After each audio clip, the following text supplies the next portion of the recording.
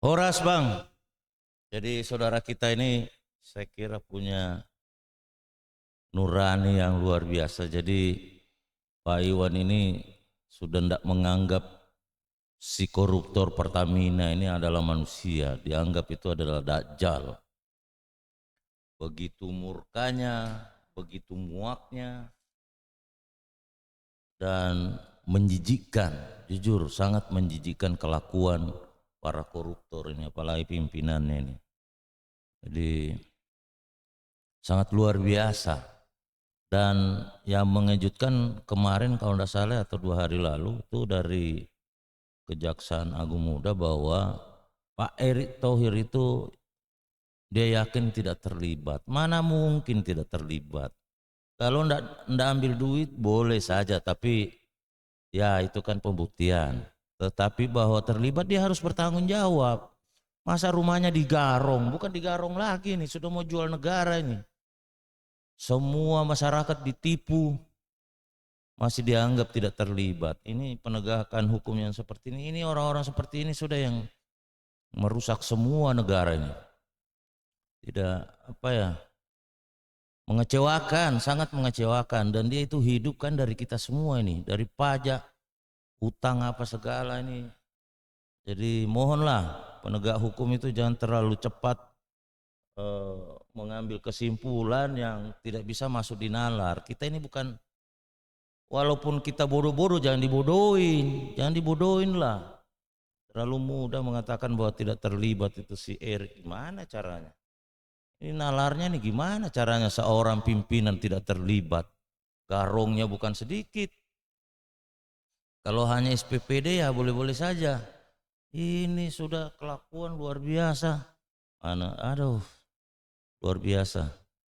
Jadi saya kira kita mungkin langsung melihat videonya saudara kita ini. 2 orang tidak berambut tapi pikirannya jernih, seperti jernihnya kepalanya semua ini. Saya horas bravo buat Pak Pailin dengan Saur Siagian.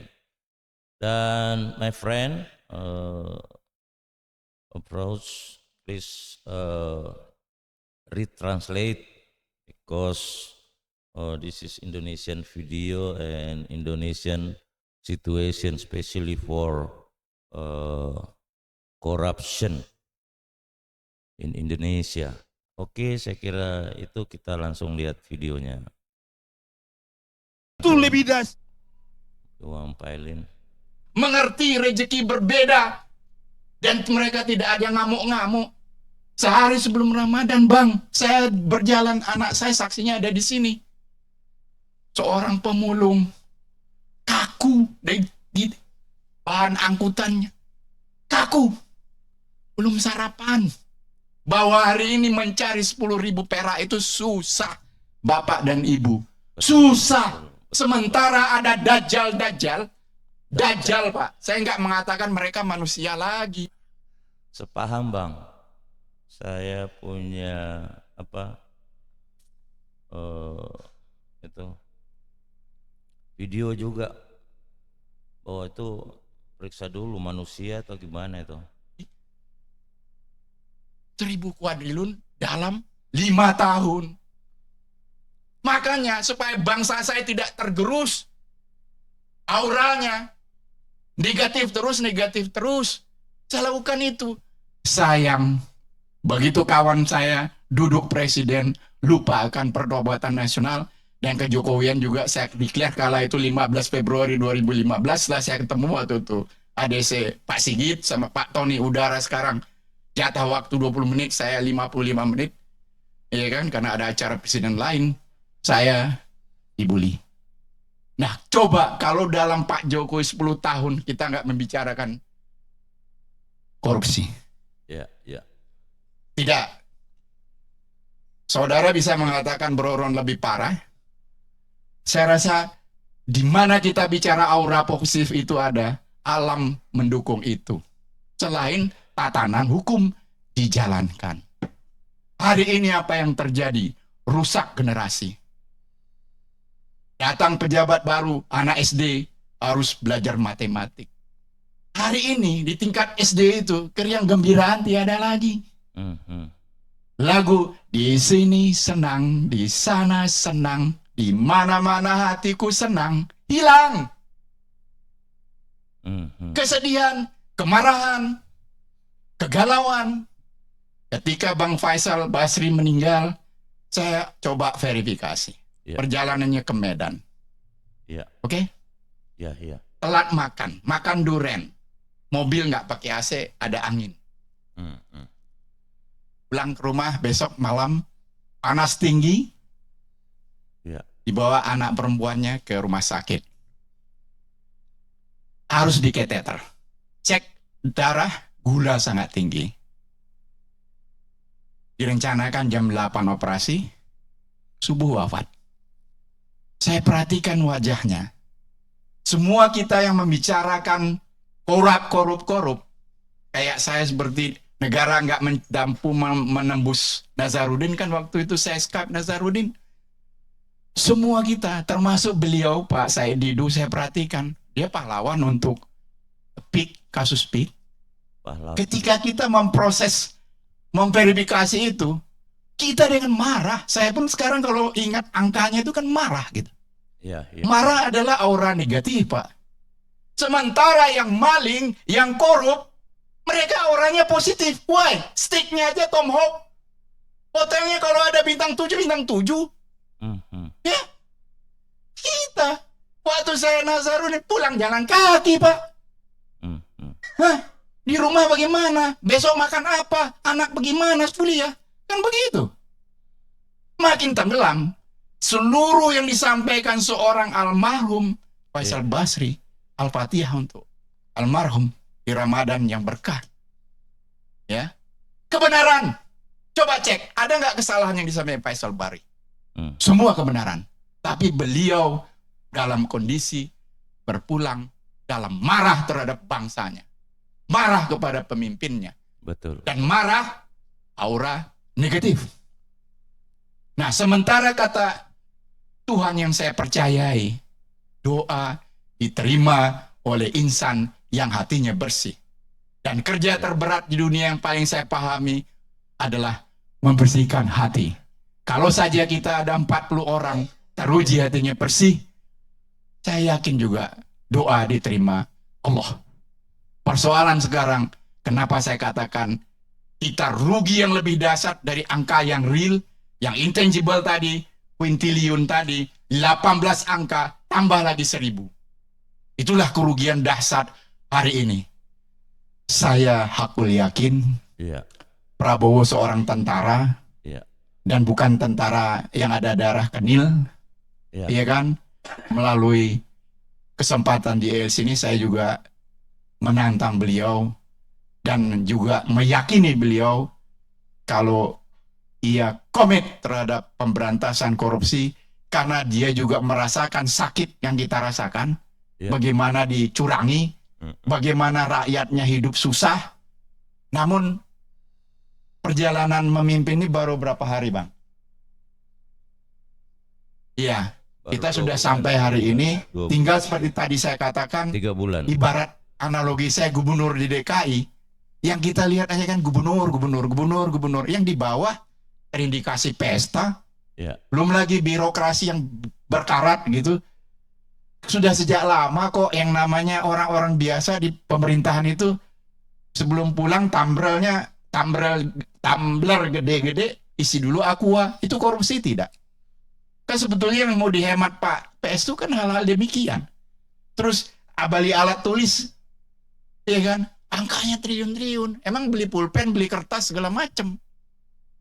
Jadi kalau ada orang yang tidak optimis terhadap PS, saya rasa itu kalimat yang too beginning gitu. Kita sepaham, Bang. Terlalu awal. Too early, sorry. Sepaham, Bang Pailin. Kami juga selalu melihat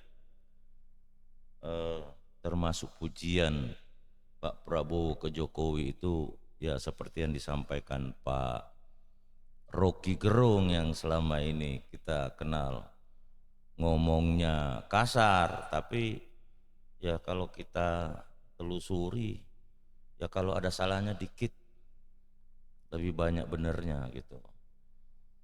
Yang kenapa ngomongnya seperti itu? Karena mereka memahami, mereka menganalisis dengan ilmunya apa yang akan terjadi ke depan. Dan ternyata memang ya kita lihat hampir semua yang disampaikan Bang Rocky itu ya luar biasa, luar biasa. Jadi apa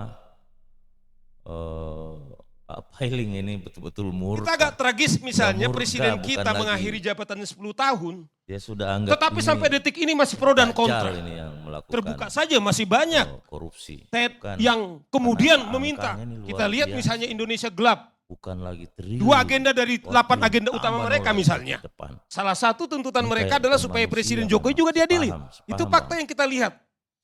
Tetapi Saya Bang kira, Karni juga kita yang coba penting di lanjut sana bagaimana tadi juga yang tanggapannya, dibilang Bro Ron itu juga tuntutan mereka.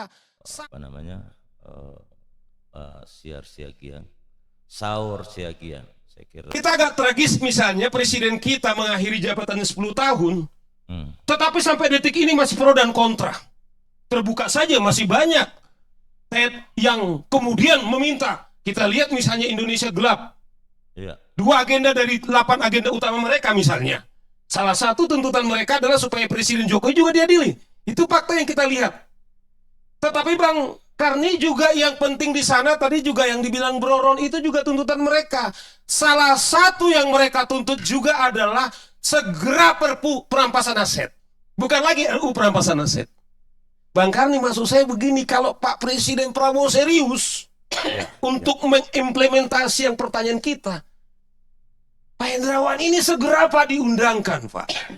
Kalau tidak bisa dituduh omon-omon ini. Nah oleh karena itu ada tadi dibilang oleh karena mahasiswa sudah mengatakan kalau toh misalnya DPR tidak mau menginisiasi Ted, toh Presiden karena dia sudah memegang genderang perang, bila perlu kalau emang ditolak RU itu adalah Perpu gas. Kalau tidak, dugaan saya Bang Karni, dia bisa dimakan. Iya Bang, tapi kita menaruh harapan. Kalau kami lihat Pak Prabowo ini cantik mainnya. Ya kita yakin dan percaya bahwa keilmuannya Pak Prabowo itu sangat besar harapan untuk membuat skenario yang tentunya berbeda dengan yang kita pahami. Kita lihat sudah mulai, kalau kemarin itu sudah mulai mengatakan bahwa ikan busuk itu mulai dari kepalanya. Nah, kebusukan ini, korupsi ini kan kepalanya pada saat itu kan ya Pak Jokowi. Ya saya kira enggak menyebut nama tapi sama saja menunjuk. Kita berharap seperti itu Bang. Oke. Saya masih melihat tanggal 22 Agustus Bang Karni, waktu demo soal pilkada, undang-undang pilkada Bang Karni, saya terus terang ada di lapangan. Itu lebih dahsyat peristiwa 98 Bang. Yang Garuda Biru itu Bang, Garuda Biru itu Bang, itu spontan adalah bagaimana kegelisahan publik yang terus masih suara moral adalah mahasiswa. Itu dalam harus 1 hari dengan hashtag Garuda Biru itu apa namanya bisa terjadi. Nah kalau tidak, Bang Karni ini tidak serius, bukan tidak mungkin terjadi pada tahun 98. Kita lihat misalnya apa yang terjadi misalnya isu yang Indonesia gelap Bang Karni ketika mereka demo. Salah satu yang mereka tuntut adalah mirip peristiwa 98 Dwi Fungsi ABRI, Prof. Itu juga disinggung. Juga apa namanya soal energi. Nah, oleh karena itu Bang Karni, kalau supaya ini serius, yang kedua Bang Karni, kita lihat bahwa korupsi ini extraordinary crime. 25 tahun Bang Karni memang kita penjarakan orang. Tetapi yang terjadi adalah kita beri karpet mereka. Coba abang pergi ke Sukamiskin, Ted. Mereka itu tinggal seperti tinggal di hotel Bang Karni. Oleh karena itu saya minta kepada Presiden kalau memang ini perlakukan koruptor itu adalah hukum extraordinary crime. Sebagaimana katakanlah para teroris, kemudian juga narkoba misalnya, Betul. mereka diperlakukan. Juga menurut saya juga adalah kejahatan daripada korupsi. Menurut saya Prof. Hendrawan, jauh lebih menjijikkan kejahatan korupsi. Ya. Kalau seorang teroris, Bro Ron, mereka kemungkinan akan suicide. Gimana Bang, Pak Saur Siagian? Coba diinisiasi, kalau perlu kita geruduk itu suka miskin di sana itu. Baru balik geruduk lagi pemerintah kalau begini caranya. Kalau sudah kayak bintang 5 ngapain itu? Mereka mungkin akan memberikan nyawanya berdarah-darah. Karena mereka dipasang bom. Inilah yang kita tuduh extraordinary crime. Begitu juga narkoba Bang Karni. Kita lihat kalau seseorang itu kemudian dikejar-kejar, ada artis bahkan hanya pengguna seperti Pres RM itu 4 kali Prof, itu terus dikejar. Tetapi bagaimana korupsi ini sangat menjijikkan Bang Karni. Wewenang mereka itu tangannya Bang Karni. Di tangan mereka itu. Mereka Menjijikkan bener. itu melakukan transaksi itu di hotel-hotel berbintang 5 yang paling mewah. Karena mereka mengelola anggaran. Artinya Bang Karni hanya hitungan detik, katanya itu digerakkan semua. Ya. Kemudian ini terjadi. Tetapi kalau kejahatan teroris, Ya. dia harus memeta bagaimana cara membunuhnya, bagaimana bunuh dirinya, Ya. di mana lokasinya, kemudian siapa yang menjadi korban, kemungkinan kita juga jadi korban. Tapi yang menjijikkan korupsi ini Bang Karni itu yang saya bilang, mereka sambil berdansa meminta kepada stafnya, kalau seperti dibilang saya dulu tadi, mungkin semua digerakkan, tetapi mereka ini di penjara tapi masih pesta pora. Bahkan tadi Ron mengatakan, bahkan mungkin mereka tidak takut atas kekayaannya. Nah, oleh karena itu Bang Karni, pasal 2 di Undang Tipikor itu bisa dihukum mati Bang Karni. Ya. Oleh karena itu, kalau Pak Presiden serius Bang Karni, ini momen of truth. Tadi seperti dibilang oleh Bang Said Didu, dalam bulan puasa ini, mengawali genderang perang ini Bang Karni, saya kira sudah saatnya sekarang ini kemudian kita menerapkan kemudian penjara mati Bang Karni. Setuju Bang, setuju. Ini memang tidak cocok. Ini bukan korupsi lagi. Ini sudah mau jual Indonesia ini. Wajah-wajah seperti itu, aduh. Muak betul, muak. Dia ini betul seperti Pak Iwan bilang. Ini sudah dajjal ini. Hingga menurut saya deterrent effect itu. Ya toh? Ya kalau tepuk tangannya kok kurang gitu loh. Jadi ragu. Saya bukan Terlalu serius Bang. Ini terlalu serius. Dan sangat rasional. minta maaf Pak Ron. Kita bukan soal bermain-main soal hak asasi manusia. Korupsi itu adalah sudah pelanggaran serius, HAM berat. Bayangkan katakanlah kita singgung sedikit yang di Pertamina, Bung Pailian. Ya. Artinya 280 juta orang korban, semua kita korban karena semua kita memakai Pertamina. Artinya hak asasi setiap warga negara Indonesia kemudian korban atas kejadian daripada korupsi ini. Betul. Dan itu penipuan seluruh Indonesia. Kita ini ditipu semua, jadi pasalnya tuh kalau kita tuntut satu-satu ini gimana ini sudah ndak cukup umur dia. Mendingan dihukum mati saja. Nah, dengan demikian saya kira pertanyaan saya tetap optimis Bang Karni karena memang dia pelayan rakyat.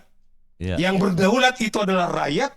Ya. Mau tidak mau dia harus terus ini tuntas sehingga itu yang kita harapkan Bang Karni. Nah itu tadi komentar yang luar biasa. Sangat geram kedua orang ini. Sama-sama orang Sumatera tapi cukup cukup rasional. Ini kedua orang ini betul-betul murka. Sudah murka, muak, menjijikkan. Bahkan Bang Saur ini menganggap bahwa itu apa namanya, layak untuk dihukum mati, itu tidak cocok lagi. Apalagi informasinya bahwa suka miskin itu ya sama saja dia di hotel bintang, luar biasa. Jadi yang salah ini memang pemerintah ini, yang cara mengelolanya yang tidak benar. Ini memanjakan korupsi. Ya dihukum itu kan lebih pelanggarannya lebih berat daripada pencuri biasa. Jadi itu ya ini lebih kejam daripada teroris. Dia tidak berpikir berat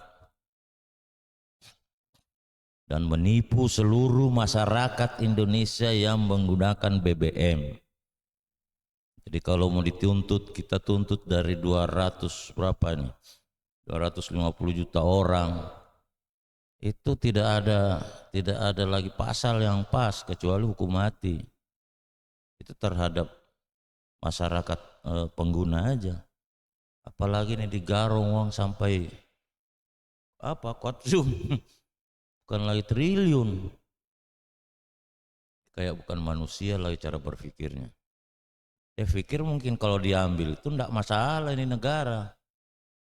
Atau dia pasti tahu masalah negara ini. Tapi dia enggak pusing. Yang mengherankan ini sepanjang masa kenapa orang-orang garong semua ini yang mengisi tempat-tempat yang strategis sampai menteri, ya termasuk presidennya. Kalau memang seperti Pak Jokowi ini, aduh, kita lihat ini 10 tahun tidak mampu mengelola negara. Ya kalau dianggap lagi tidak terlibat kan lucu. Kalau persoalannya apakah dia juga dapat setoran, itu kan pengadilan yang, tapi selaku tanggung jawab sebagai pemimpin, sebagai orang nomor 1 di Indonesia itu pasti terkait lah. Di mana kontrolnya mereka? Ya semoga lah, harapan kita dua saudara kita ini, kalau kita lihat kepalanya yang tidak berambut, mudah-mudahan dengan pikiran yang jernih seperti kepalanya dan berjuang terus. Kita lihat juga ada Said Didu di dalam yang selalu gigih memperjuangkan kebenaran dan memperjuangkan Indonesia. Ini pahlawan ini Pak Said Didu ini. Jadi itu. Dan layak-layaknya lah, memang cocoknya dia hukum mati sudah itu. Yang garong-garong, kurang ajar itu.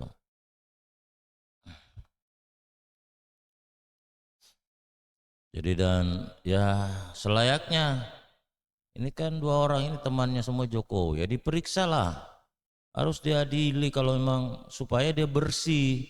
Kalau memang dia tidak terlibat kan jelas. Jangan kita buat masyarakat Indonesia ini termasuk saya itu berdosa. Benar enggak ini, benar enggak ini. Tapi memang Pak Jokowi ini menyelesaikan masalah agak susah. Yang termudah saja bahwa ijazahnya palsu. Itu sampai hari ini kita tidak tahu palsu atau enggak gitu loh. Apa sih susahnya, bawa aja ke sana. Atau sudah sombong karena dia presiden. Sudah. Ini orang tidak memahami dirinya sebagai hamba Allah nih. Sampai hari ini ijazah aja enggak bisa terselesaikan. Apa sih susahnya? Itu ijazah, kalau itu ijazah saya di atas meja di laci. Selesai. Karena tidak ada penyelesaian. Sampai orang Solo pun juga jengkel melihat tuh tidak ada penyelesaian. Jadi kami ini bertanya-tanya, ya mungkin aja benar ini.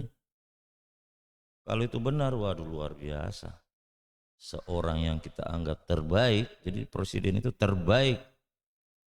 Pintar, akhlaknya baik, peduli kepada negara, peduli kepada rakyat.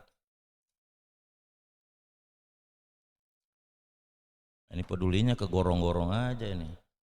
Minta maaf sampai baru kejadian Pertamina ini baru saya lebih mengerucut bahwa kemungkinan besar patut diduga ini Jokowi memang terlibat. Ini semua lini ya pasir laut, ya apa semuanya. Baik teman, semoga ada perkembangan yang bisa membuat Indonesia lebih baik. Salam Horas.